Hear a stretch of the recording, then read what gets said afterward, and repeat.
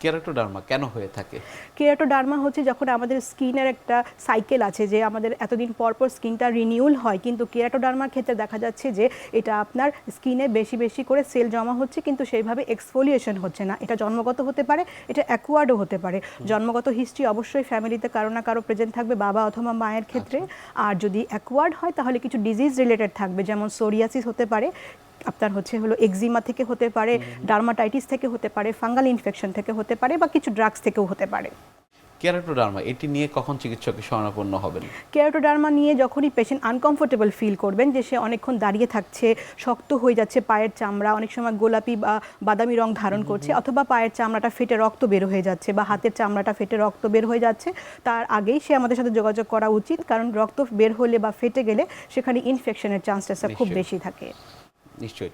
সেক্ষেত্রে আসলে কি কি পরীক্ষা নিরীক্ষার প্রয়োজন পড়ে থাকে? আসলে কেরাটোডার্মার জন্য আমরা তেমন খুব বেশি একটা পরীক্ষা নিরীক্ষা করি না, কারণ কিছু জন্মগত যদি আমার কাছে ফ্যামিলি হিস্ট্রি পজিটিভ থাকে সেক্ষেত্রেই আমরা যেটা বের করি, যেটা আসলে জিনগত কিনা। আর এমনি যদি অ্যাকোয়ার্ড হয় তাহলে আমরা কিন্তু এটাকে হিস্ট্রির মাধ্যমে বের করতে পারি। আর যদিও কোনো রকম ইনফেকশন থেকে থাকে সেক্ষেত্রে আমরা কিছু ব্লাড টেস্ট করতে পারি। কেরাটোডার্মা এটি আসলে কতদিনের জন্য হয়ে থাকে, কিংবা সেই সময়টি হতে কতদিন সময় লাগে? এটিও একটি দীর্ঘমেয়াদী, যাদের কেরাটোডার্মা হয়ে যায় তারা কিন্তু এটা অনেক লম্বা সময় পর্যন্ত ভোগেন। যখনই ঠান্ডা পড়ে তখন এটা বেড়ে যায়, আবার গরমকালে এটা একটু কমে আসে। এবং এ ধরনের পেশেন্টদেরকে আমরা বলি সবসময় হাতে ইমোলিয়েন্ট ইউজ করতে এবং খুব কম সাবান বা পানি ব্যবহার করতে, যেন হাতটা যেন খুব বেশি খসখসে হয়ে না যায়।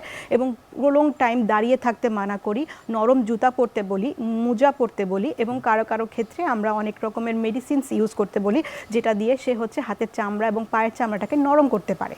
এই যে ঋতুভেদে কেরাটোডার্মার আসলে তারতম্য হচ্ছে, সে বিষয়টি কাউন্সেলিং কিভাবে করে থাকেন রোগীদের আপনারা? আসলে এই স্কিনের ডিজিজটা যেহেতু দীর্ঘায়িত হয় এবং পেশেন্টকে সবসময় এটাকে নিয়ে ফেস করতে হয়, তো প্রথমত আমরা তাকে এই রোগের সম্পর্কে জানাই যে রোগটি কেন হয়েছে এবং কিভাবে সে এটাকে মেনটেন করতে পারে, এবং তাকে সম্পূর্ণ কিছু শিখিয়ে দেওয়া হয় যে সে কিভাবে এটা থেকে যেন তার ক্ষতি না হয়, সেখান থেকে সে এটাকে ক্ষতিগ্রস্ত থেকে বাঁচতে পারে।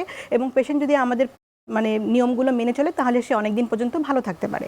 ত্বকের শুষ্কতার সেক্ষেত্রে আসলে কেরাটোডার্মার বিষয়টি আপনার কাছ থেকে আমরা জানছিলাম। কেরাটোডার্মার চিকিৎসা পদ্ধতি কি কি রয়েছে আমাদের দেশে?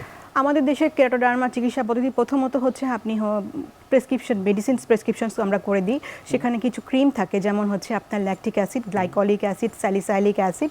এই ক্রিমগুলো কি করে, আমার স্কিনের যে উপরের যে শক্ত আবরণ সেটাকে নরম করে দেয় এবং এক্সফোলিয়েট করে দেয়, তাতে পেশেন্টের কিছুটা আরাম আসে।